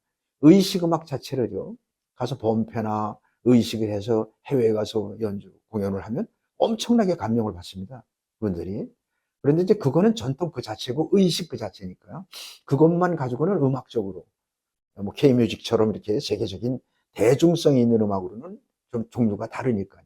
그건 그대로 보존해 전승해 나가면서 거기에서 이제 우리가 DNA를 찾아서 그 특징을 음악으로 예술화 시켜서 세계 사람들이 공유할 수 있는 음악으로 재탄생을 시켜야 되는데 이게 조금 어려움이 있는 것이 우리가 종교를 함께 가져가야 되기 때문에 그냥 음악만 가지고 대중들하고 같이 공유해서는 뜻이 없는 거 아니겠습니까? 그 속에 그러니까 뭐 어떠한 곡을 연주하든 뭐를 하든 좋은데 그 안에는 부처님의 가르침이 있어야 되는 거예요. 그게 그래서 그것을 놓치면 그거는 불교 음악으로 볼 수가 없는 거니까 그 근본은 그래서 그 근본을 어떻게 하든지 살려가면서 공유하면서 이 예술성을 같이 발휘할 수 있고 대중이 공감할 수 있는 공감성을 확보할 수 있는 이러한 어려움을 우리가 극복을 해야 되는데 가능성이 아주 높습니다. 꼭 그렇게 우리가 법문을 직접 노래로 다 할 필요는 없는 거 아니겠습니까? 그래서 보다 보면 저게 뿌리가 불교다. 이렇게만 해도 큰 효과를 볼 수가 있는 거기 때문에 조금 더 그래서 제가 불교음악을 전공하는 전공자들한테 쉽게 조금 더 편하게 그리고 우리 대중이 같이 공감할 수 있게끔 너만 아는 전공자만 아는 게 아니라 전공을 안 한 사람들이 알게끔 그렇게 좀 더 쉽게 해보자. 그러나 근본을 놓쳐서는 안 되니까 그러한 지금 노력을 하고 있습니다. 아마 제가 보면은 충분히 가능한 희망이 있는 그렇게 생각하고 있습니다. 그러니까 말씀하신 것처럼 사실 이 불교 음악의 미래는 젊은이 예술가들이 해줘야 될 역할이 굉장히 큰 것 같아요. 그래요. 예. 그 젊은 예술가들 후배들에게 제자들에게 한 말씀. 일단 우리 특히 전공자들 과거를 모르고 역사를 모르고 지금을 알 수가 없는 거잖아요. 그리고 특히 우리 음악을 전공하는 사람들은 다른 건 몰라도 우리 음악이 불교와 어떤 관계가 있는지는 알아야 되거든요. 국악을 전공하는 학생들은 대학 때 국악 개론 시간에 불교에 관계된 음악을 다 배웁니다. 그래서 다 하지만은 일반인들은 그렇지 못하죠. 그래서 좀 더 폭넓게 공부를 해야겠고, 그래서 특히 불교와 관계 있는 음악을 만들 때는 잘못하면은 큰 과를 저지를 수가 있는 거니까 그냥 막 무조건 이게 불교 음악이다라고 해서는 안 되는 거거든요. 말씀드렸지만은 그 안에는 부처님의 가르침이 들어있어야, 그래야 불교 음악이니까. 그래서 그걸 어떻게 할 것이냐라는 것은 이제 전공자들의 몫이지만, 그 교육을 시키는 입장에서는 역시 근본 교육은 시켜줘야, 그걸 알고 하는 거와 모르고 하는 건 다르기 때문에 많은 작곡가들이 참불가들을 작곡을 합니다. 그래서 여기서 공모도 하고 이쪽도 해보고 하는데 뭐 다양해요. 아주 좋아요. 젊은이들의 기발한 아이디어도 있고 저는 그걸 다 받아들입니다. 다 받아들이는데 끝에서 이 얘기는 부처님의 말씀이 들어있어야 된다. 이것만은 놓치지 말자. 이제 이런 얘기를 근본적으로 해주죠. 근데 너무 거기에 또 매이면 자기의 그 예술성을 발휘하거나 뭘 해보려고 하는데 자꾸 그게 방해가 될 수가 있으니까 자유롭게 하되, 요런 근본은. 근데 그걸 교육이 돼서 하면 자연히 알게 돼요. 그걸 모르고 하면 그건 이제 실수를 저지를 수 있지만, 근데 알고 하면 되기 때문에 근본적인 교육을 좀 시켜야 하고 또 공부를 해야 한다. 이런 말씀을 드립니다. 선생님, 그럼 마지막으로 저희 유튜브 채널을 보고 계시는 불자님들께 마지막으로 한 말씀 부탁드립니다. 네, 우리 불자님 고맙습니다. 그동안에 우리 참불가도 많이 들어주시고 또 함께 해주시고, 우리 불자님들은 뭐 각 사찰마다 다 참불가 뭐 들으시고 함께 하시고 그러는데, 타종교에 비해서는 조금 우리가 아직도 이 참불가가 생활화되지가 못한 게 있습니다. 그것은 불자님들 책임이 절대 아니고요. 저 같은 전공자들의 책임입니다. 저희가 더 불자님들께서 쉽고 또 더 느낌이 좋은 부처님의 말씀이 그대로 와서 느낄 수 있는 이러한 좋은 곡들을 많이 써서 부르시도록 그렇게 해드려야 되는데, 그런 면에서 조금 좀 역사도 사실 짧았고요. 지금 뭐 다양한 참불가를 만들고 노력을 하고 있으니까 곧 더 좋아질 거라고 보는데, 아직도 좀 그 부족한 점이 많이 있습니다. 특히 우리 사찰에서 합창단들께서 많은 노력을 하고 계시는데, 이제 한 가지 제가 부탁드리고 싶은 게, 참불가는 합창단의 전용이 아니고 신도분들이 함께 하는 노래거든요. 근데 대부분 다 사찰에서 참불가는 합창단만 부르는 걸로 이렇게 잘못 인식이 되고 있습니다. 타종교에서는 한 사람이 불러, 두 사람이 모이면 두 사람이 부르고, 세 사람이 부르고, 같이 모이면 합창이 되고, 생일날 부르고, 뭐 상갓집에 가서도 부르고 어디서든지 부르는데, 우리는 꼭 법회 때 합창단만 앞에 나가서 부르고 끝나면 우리는 박수나 치고 듣기만 한다. 이거는 그 이 종교에서 부르는 종교음악으로서는 생명력이 없는 겁니다. 노래를 잘 부르고 못 부르는 건 아무 관계가 없습니다. 내가 신심으로 함께 부르는. 그래서 앞으로 참불가는 감상하는 노래가 아니라 못 불러도 내가 함께 부르는 동참해서 부르는 노래다. 이렇게 생각을 해주시고 더 관심을 가져주시길 부탁드립니다. 감사합니다. 감사합니다.